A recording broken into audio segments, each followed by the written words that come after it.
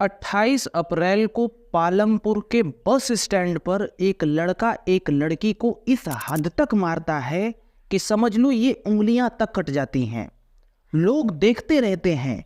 किसी ने कल्पना तक नहीं की थी कि इतने भीड़ में, आपको समझ में आ रहा है ना, बस स्टैंड पे कितने लोग होते हैं और उन सभी लोगों के सामने पहले तो बहस शुरू होती है इन दोनों में और धीरे धीरे ये बहस बढ़ती है और वहाँ पे लड़का तुरंत अपने बैग में से एक दराती निकालता है और मारता है।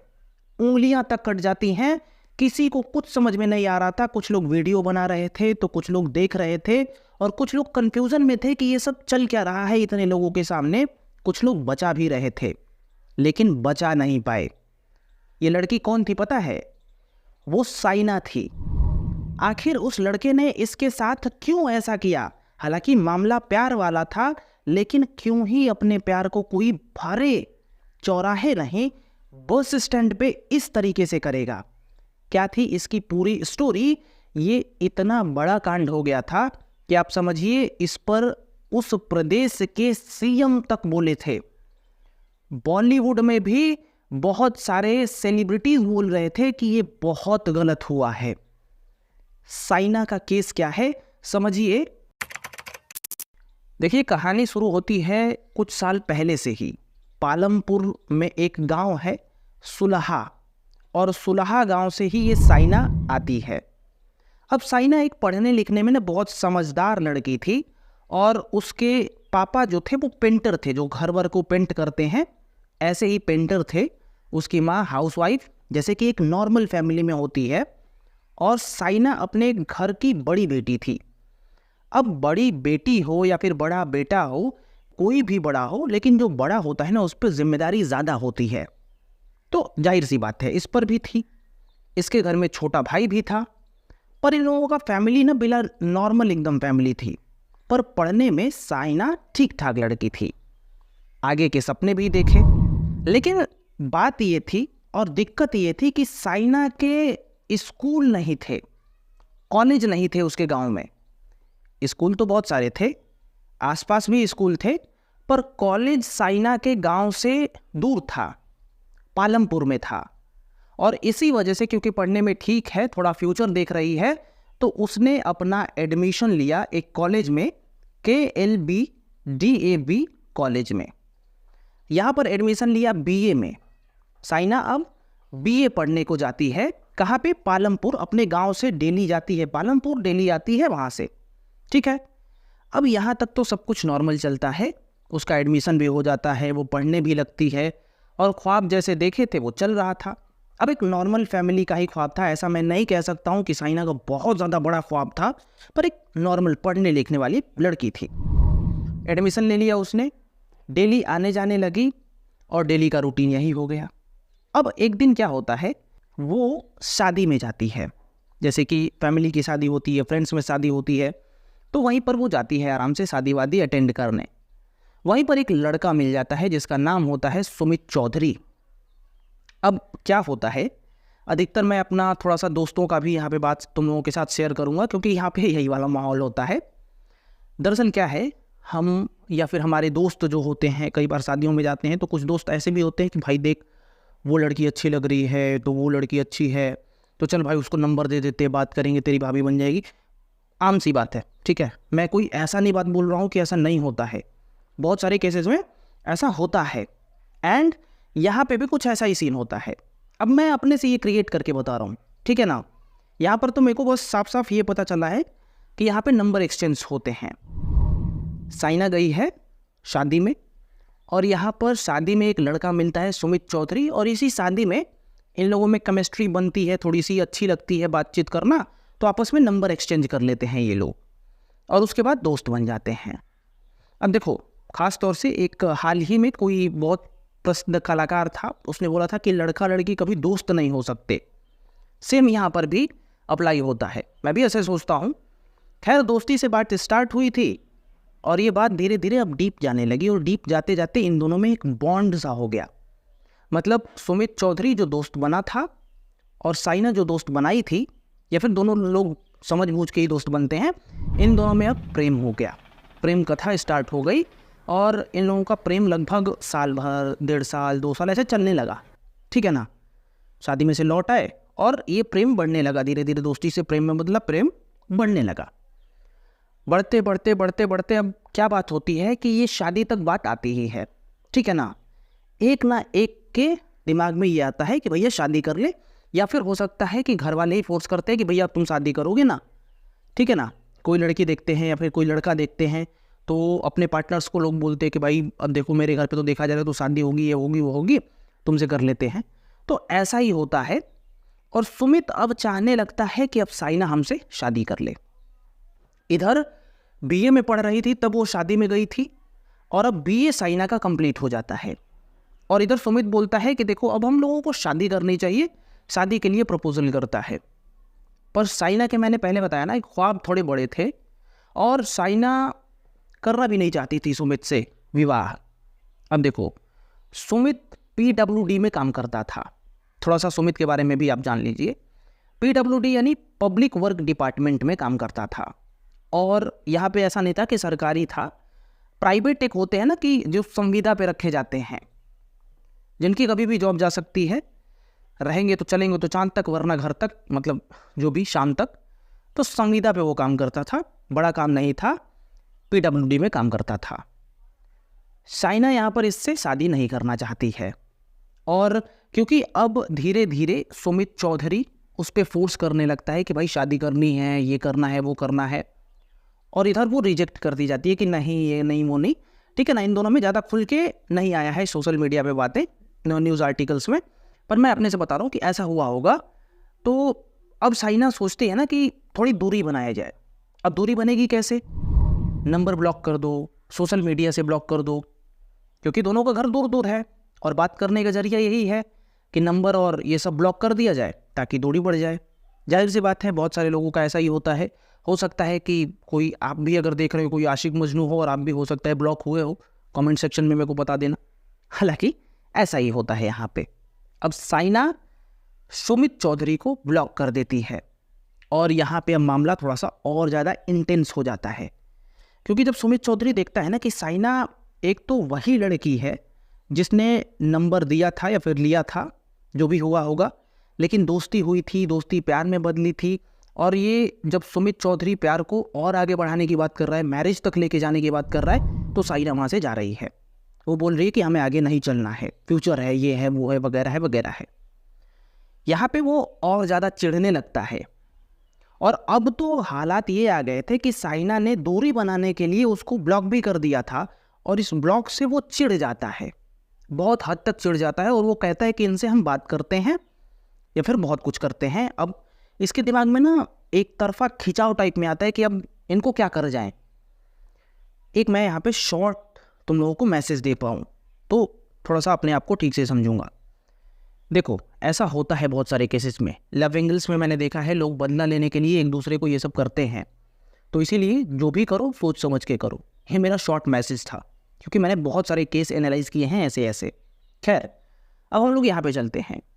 साइना यहाँ पे ब्लॉक कर दी है और ये बात करने को है। अब देखो, पहले भी बहुत सारे बात हो चुके हैं, तो सुमित चौधरी को ये अच्छे से पता था कि साइना अपने घर से जाती है कॉलेज, और कॉलेज जाने के लिए वो बस स्टैंड पे, पालमपुर स्टैंड पे आती ही आती है, क्योंकि वहीं से बस लेगी और गांव को जाएगी।